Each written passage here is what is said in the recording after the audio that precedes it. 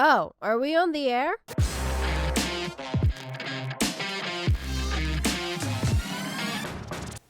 Hey gang, it's Brian from FXBilliards. As you guys know, if you're familiar with the channel, I put out a lot of videos in reference to draw shots. And the reason is it's such an important shot in pool. It's a difficult shot to execute for a lot of people. It's a beautiful shot and a lot of people want to be able to execute it just because it's beautiful. But the reality is this is a shot that as you move up, you're going to be using this shot maybe 50% of the time. So one of the things that I wanted to do today was answer some of the questions that I constantly get in email, I constantly get in the comments section, and I constantly get from my online students. If you didn't realize, I give virtual lessons via Zoom. Check out FXBilliards.com and you can see about taking lessons from me virtually.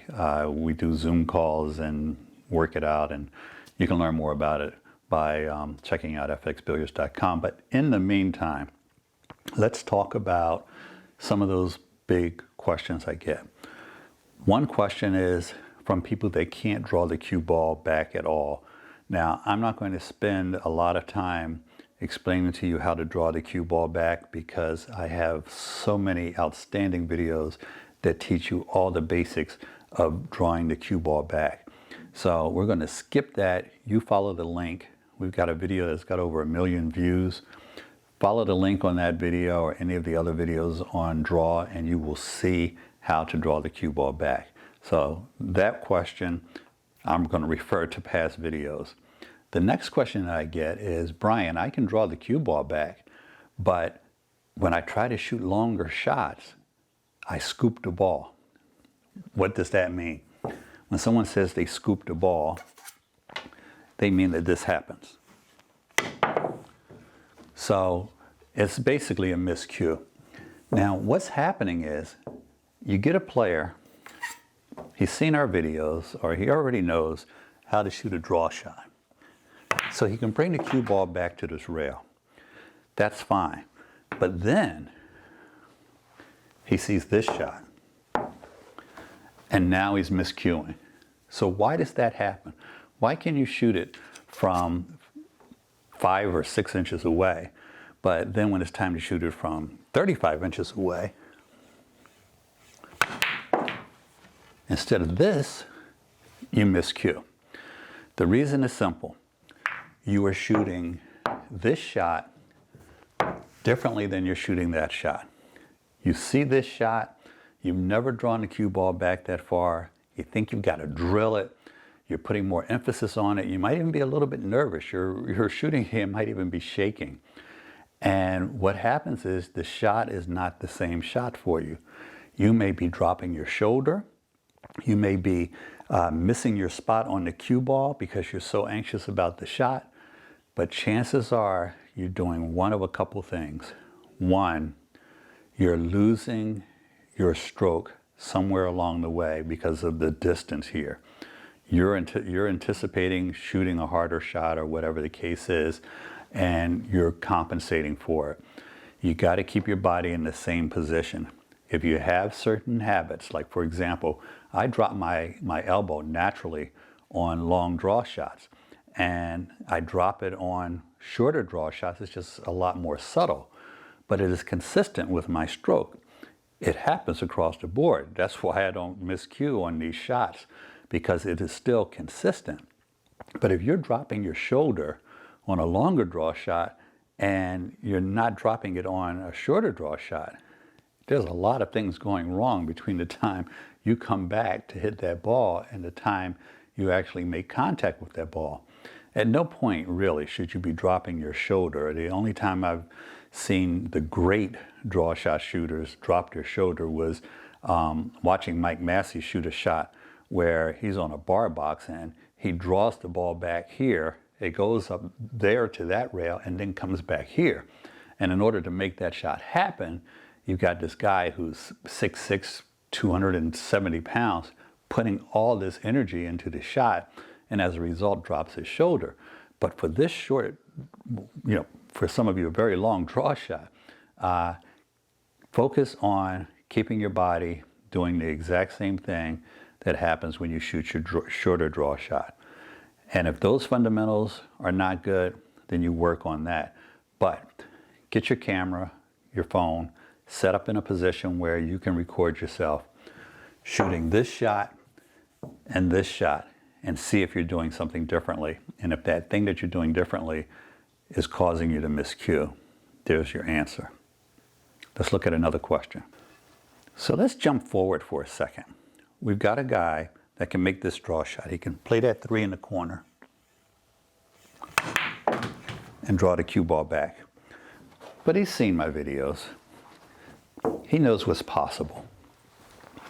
He wants to draw it back and come off of this rail, and for whatever reason, because there's a position that he has to play over here, he needs the cue ball to come off of this rail with left-hand English and end up over there. So this is the shot.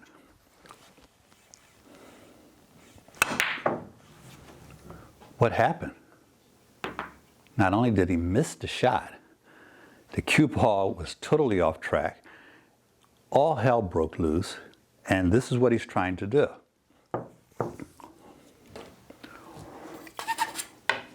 You're playing the 5 in that corner. You're putting left-hand English on the shot. The cue ball is going to be spinning clockwise. The cue ball is going to throw this object ball, as you just saw, to the right. If you're aiming for the back of that pocket when all of this is happening, that accelerated spin because you're trying to draw it back, the distance that you have before this ball gets to that pocket, all of these things combined are a perfect storm to miss the shot. You're actually aiming in this area here. Now, some people will tell you, oh, when you shoot a shot with English, what you're going to do, if you're putting left-hand English on it, is aim for this left-hand edge of the pocket. And if you're putting right-hand English on it, you're going to aim for this right-hand edge of the pocket. Well, that's only correct about half the time. If you have this much distance between you and your object ball, and this much distance between the object ball and the pocket, you might be aiming for this diamond because you're putting so much spin on the ball that you've got deflection coming off of your cue, and you've got the cue ball hitting the object ball and throwing it to the right-hand side. So all of those things combined make for a shot that you have to compensate for. Now, this video is not to teach you to compensate for English. We do have other videos for that. But you have to understand the reason you're missing this shot is because of the English throwing that 5 ball and the deflection pushing the cue ball to the left-hand side. So it really is a perfect storm for missing this shot. The shot should look like this.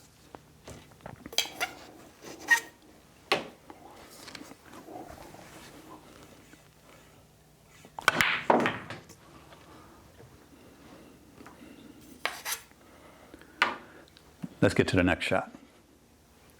The next question. If I take on 10 new online clients this month, 8 of them are going to ask me how come they are unable to get around this circle. Watch this shot.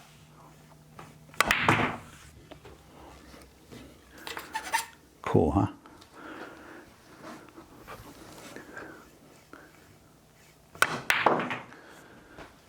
The reason is, each one of those shots, with the exception of the next to last one, when we needed to get back in line, requires you to shoot a very soft, very controlled draw. So you're going right there. This, out of line. This, in line. Out of line, in line. The reason you can't get around the circle is because if you're off by just a millimeter, you got a shot that will not get you on the next shot. So, what's the remedy? The remedy is you need to learn to shoot a draw shot with the lowest amount of speed and energy necessary. And what I mean by that is if I have a gap like that and I have to shoot through it to get to that 8-ball, I have to be able to do this and draw the cue ball back to a point where I can get through that gap. There's a lot of people who can shoot this shot and get down table, but they can't shoot that little shot where they have to get into that gap. And the reason is because they're shooting these draw shots with energy, with force, instead of finesse. If you saw my most recent video on draw shots, I talk about the difference between using force and finesse. And finesse is what allows you to have better cue ball speed. And it's funny because we call it speed control, but the reality is it's distance control. It's not how fast the cue ball is coming back. It's where it's coming back to. I don't care if it comes back at 5 miles an hour or 50 miles an hour, as long as it stops in a specific spot so that I can work on my next shot.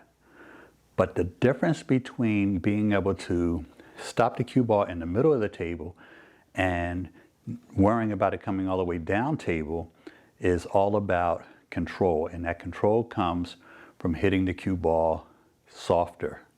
If you can hit it softer and execute the draw shot, you'll have a lot more control over it. This is one of the reasons why your follow shot is a lot easier and more accurate than your draw shot, because you can control the amount of energy that you're putting into it a lot more. Where your draw shot, because of that ball spinning on its own and it's just rotating and you're trying to get it back, it's a little bit more difficult. So let's look at the next shot. These last questions make me nervous. Now, why do they make me nervous? Because this is another drill you see me shoot. I don't know how many videos I've shot in this drill in. It was probably 6 years ago I first did it in a video, the one video that has 1 million hits. And I shoot this drill, people go home and try it on their table, and they're not able to execute it. And then the questions that scare me start coming along. Let me just shoot a couple of these and show you what I mean. I just want to draw the cue ball back to the rail.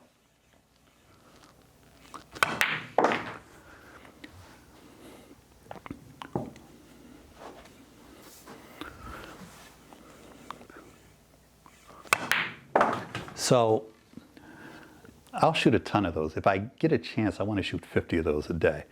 Because if you haven't heard me call it this, I call it the acid test. Because if you do anything wrong, if your elbow's out of the way, if you're jumping up on the shot, if you don't follow through, you can't really make this shot. It's that difficult. So people see me do this shot, and then they can't do it. They shoot it, and something like this happens, where they shoot a stop shot. Or worse, the ball moves forward. So they start with the questions. Brian, do I need to get a new shaft? Brian, do I need to get a new tip? What size tip should I use? Which size is better than another for putting draw on the shot? Actually, let me answer that one. I spent a period of time, about 6 or 7 months, as a new player, where I could shoot a better draw shot with a house cue than I could with my own personal two-piece cue. And I never figured out why until much later. It was because the house cue was a lot more solid than my little cheap little cue, which I probably bought for $50 or $60. It was 30 years ago, but still, it was probably $50 or $60. And it was relatively cheap even back then. Now, the solid shaft is going to give you something a little bit stronger to hit that cue ball with, which is going to hit the object ball a little bit stronger. A smaller tip, theoretically, will put more spin on the ball, the cue ball. It will give you less control, so if you're off to the left or right, it will cause you to miss the shot. But if you intend on putting English on it and you want to put more spin on it, then you've got a better tool and a smaller tip. But don't run out and buy a 12.4 millimeter shaft, because that's not the answer to all your questions. You can shoot these same shots with a very thick, out of shape tip. And even a cheap tip will allow you to shoot some of these shots. You won't be able to execute them as accurately, as consistently, or any of those things, but you can execute the shots. So what I'm going to do today is something I never did before, because I want to save people some money. I don't want you running out and buying a Revo because you think it's going to help you shoot draw shots better, or you can't shoot draw shots and now you think you're going to be able to do it. I don't want you going out and buying a Kamui Black soft because you think you need a certain tip to make the draw. What you need is the technique and the skill to make the draw shot work.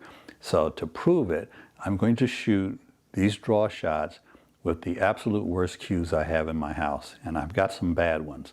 So let's grab them and see how we do. The people that come to my house to play pool are either students or family that are all serious about pool. I don't have a lot of parties where just a casual guy upstairs comes downstairs and we're all shooting pool and he gets in the game.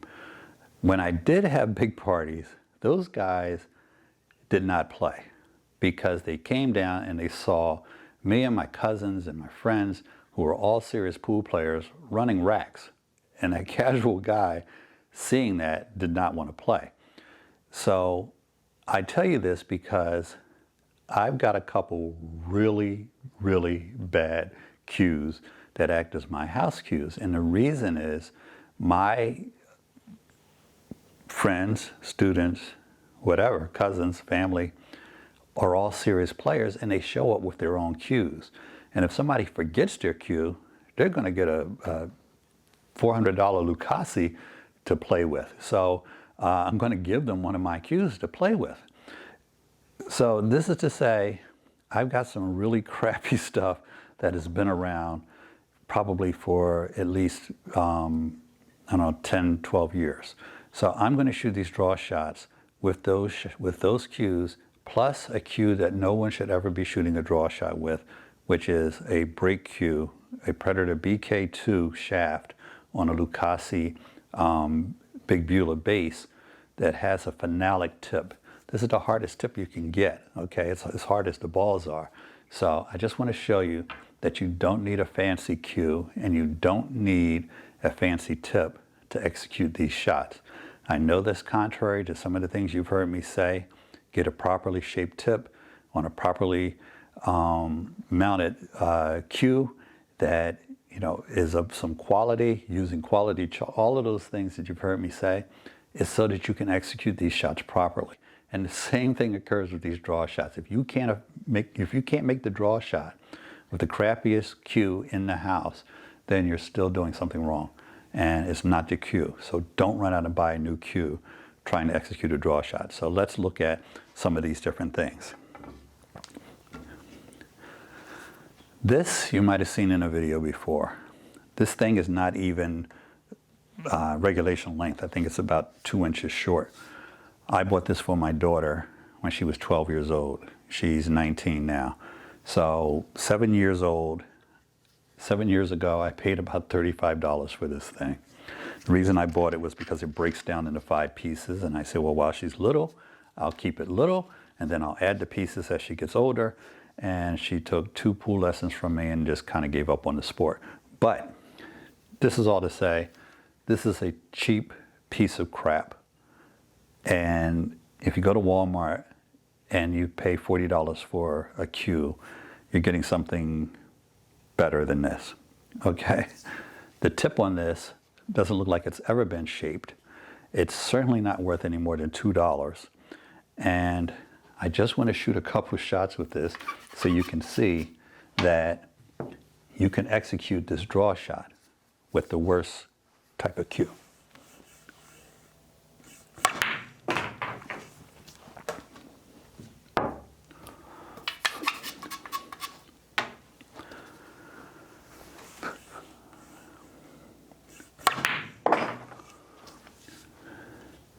This was one of my first house cues. That means this thing is at least 20 years old. The tip is a slip-on that came from Walmart. And I laugh because if you guys have a slip-on tip on your cue, please take it off right now and have somebody put a real tip on your cue. But it has a slip-on tip that is flat as can possibly be. Not properly shaped, not expensive, truly crap, okay?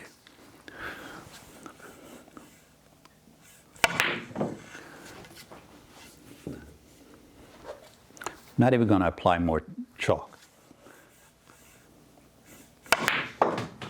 Okay. As you can see, I don't get the snap on the ball. I don't get the accuracy because the tip is flat. I'm going to show you in a close-up. But you can see that it is possible to draw the ball, and I'm easily 2 feet away from the ball. So if I can execute the draw shot with the crappiest of cues and the crappiest of tips and not even have chalk on the stick for the second shot, you can see that you don't need to purchase an expensive cue to help you finally make that draw shot. Let's see if we can make another one. This is fun. What would be one of the most difficult cues to shoot a draw shot with? Now, if you've been around for a while, you're probably thinking my break cue. And I'm not talking about a cue that some guy designates as his break cue and he pulls out of his bag and he breaks with it because this is old cue or whatever. I'm talking about a professional break cue. I'm talking about a cue that has a phenolic tip on the end. These things don't wear out. They don't break down. You don't have to shape them. You can't shape them because they're just as hard as a cue ball. They are very hard. You see us applying chalk. The chalk's not really there. Okay, part of that is habit and part of it is maybe I'll get a little bit of grip out of it. This is a very hard tip. Okay, and I want to show you that you don't need a Kamui super soft black to shoot a draw shot. That if you have a $2 tip, which I always tell you guys not to have, if you got a $2 tip on your cue, which is going to be 5 times better than this for shooting a draw shot, you should be able to draw the ball. Don't go out buying expensive tips to shoot a draw shot. You buy expensive tips because they're going to last well, they're going to control your game, you're going to have better accuracy, you're going to have more consistency, there's going to be a lot of things that happen better, you're going to miss cue less often. But it is not the solution to your draw shot if you're not able to make a draw shot. So I'm going to shoot this with my break cue just to show you.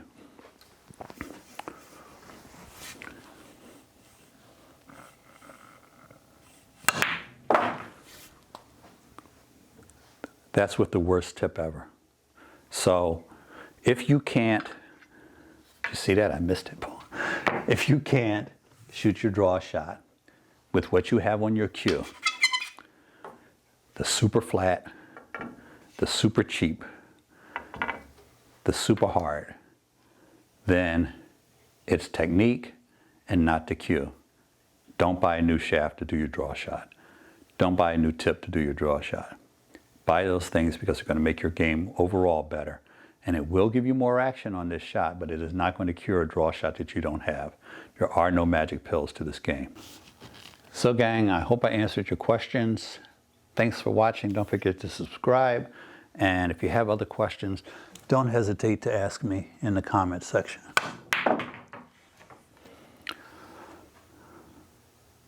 If I did that with my break cue, the cue ball would be over there, the other side of the room. Have a great day. Brian, that was amazing.